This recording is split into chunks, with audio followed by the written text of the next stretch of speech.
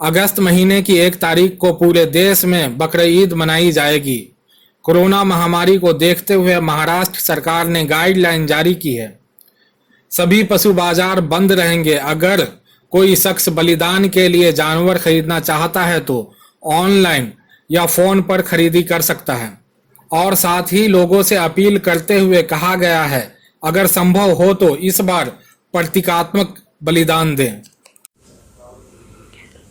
महाराष्ट्र में बकरीद को लेकर जिस तरह से हमारे महाराष्ट्र के चीफ मिनिस्टर उद्धव ठाकरे जी ने एक दो टूक कह दिया है कि बकरे ऑनलाइन ही खरीदे जा सकते हैं, तो ये बिल्कुल दुर्भाग्य की बात है। महाराष्ट्र के सीएम साहब को मुसलमानों के जज्बात का ख्याल रखते हुए और मुसलमान जो सामाजिक कार्यकर्ता हैं उनसे भी एक बार मशवरा करके फैसला सुनाना चाहिए था, मगर जिस तरह से उन्होंने तुगलकी फरमान सुना दिया कि इस तरह ही बकरा लिया जाएगा, वो बहुत दुख की बात है। मुसलमान एक तरफ तो मुसलमान पिछली ईद के मौके पर उन्होंने साबित किया कि उन्होंने लॉकडाउन का पालन करते हुए अपने घरों में रहकर ईद मनाई, उसके बावजूद भी इस तरह का फरमान जारी होना है बिल्कुल दुख की बात है। मुसलमान किस तरह कैसे ऑनलाइन बकरे खरीदेगा? मुसलमान बकरे की कुर्बानी के लिए सबसे मेन जरूरी है बकरे का कोई नुक्स ना होना, तो फोटो में कैसे जान पाएगा कि इसका नुक्स है कि नहीं है? या अगर मैं कोई बकरा अगर लेने की कोशिश करता हूं और वो आदमी मुझे कोई दूसरा बकरा भेज देता है तो मैं कैसे उससे अपना पैसा वापस लूंगा? मैं कैसे उससे बायबैक की जो स्कीम होती है कोई सामान के लिए, तो ये कोई सामान्य एक जानदार चीज है जिसमें अगर नुक्स होगा तो कुर्बानी मेरी नहीं होगी। इसको सबको बिना ख्याल में रखे हुए जिस तरह से फैसला सुना है वो बिल्कुल गलत है। जिस तरह से मुख्यमंत्री जी ने गणपति विसर्जन को लेकर एक आम पब्लिक को मतलब उनके जज्बातों का ख्याल रखते हुए फैसला सुनाया, उसी तरह कुर्बानी का भी फैसला सुनाना चाहिए था। मुसलमानों ने ईद के मौके पर बड़े सब्र और तहम्मुल के साथ में फैसला किया कि हमने ईद मनाएंगे और ईद उन्होंने मना के दिखाई और कोई भी अफरा तफरी नहीं हुई, वो मुख्यमंत्री जी खुद जानते हैं। उसके बावजूद बकरे के मामले में उन्होंने जो ये डबल स्टैंडर्ड का अपनाया है वो गलत है और उनको पहले मुसलमानों के जज्बात और मुसलमानों के त्यौहार की जो सबसे जरूरी चीज है उसको समझना चाहिए था। वो बिना समझे उन्होंने फैसला सुनाया, बिल्कुल गलत है। और ऑनलाइन के मामले में कई दफा चीटिंग के मसले आ जाते हैं, बार्गेन नहीं हो सकता, आप उनको महंगा खरीदना पड़ेगा। वो ऑनलाइन के सिर्फ 2-3-4 ऑप्शन होंगे तो 4 ऑप्शन में अब खरीदना है। हम देवनार जाते थे तो हमारे पास हजारों व्यापारी होते थे, हम उनसे बार्गेन करते थे।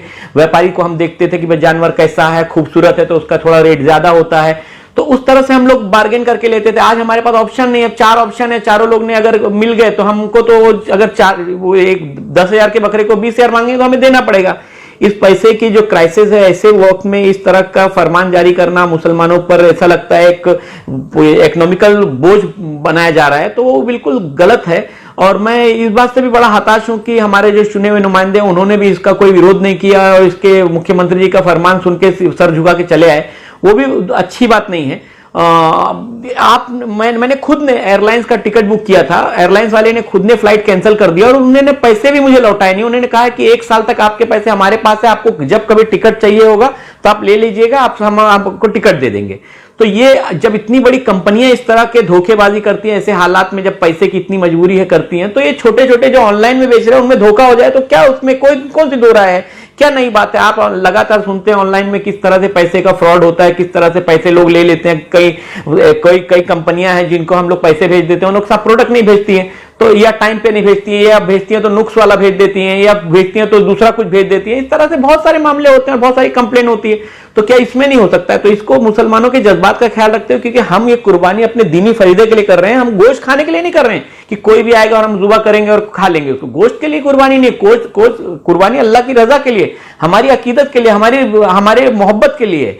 तो इसलिए इस सब का ख्याल रखते हुए सरकार को फैसला करना चाहिए कि वो उनको जो महाराष्ट्र के लोग हैं उनको परमिशन दे कि वो अपने नजदीक के इलाकों से जाके बकरे ला सके।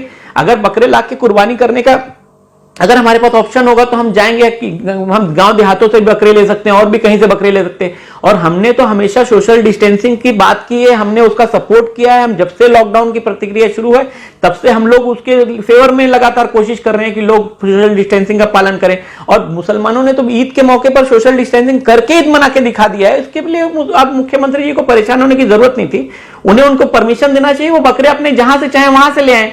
अब बकरे लाने में अगर हम लोग को परमिशन नहीं होगी तो कल रास्ते में पुलिस रोकेगी, हमको परेशान करेगी, तो हम उसके लिए फिर क्या करेंगे? हमारी गाड़ियां जब्त करेगी, हमें कोर्ट भेजेगी, हमारे जानवर जमा कर लेगी, तो हम उसके लिए परेशान, वो सरकार के फैसले की वजह से लोग परेशान होंगे। और क्या सरकार ये चाहती है कि ऐसे मौके पर दीनी फरीजा अदा करने के लिए लोग परेशान होते हैं? बहुत दुख की बात है। मुख्यमंत्री जी को इस बात का ख्याल रखना चाहिए कि मुसलमानों के जज्बात को ठेस ना पहुंचे। जिस तरह से उन्होंने गणपति के लिए रास्ता निकाला, उसी तरह बकरीद के लिए भी रास्ता निकालना चाहिए। जय हिंद।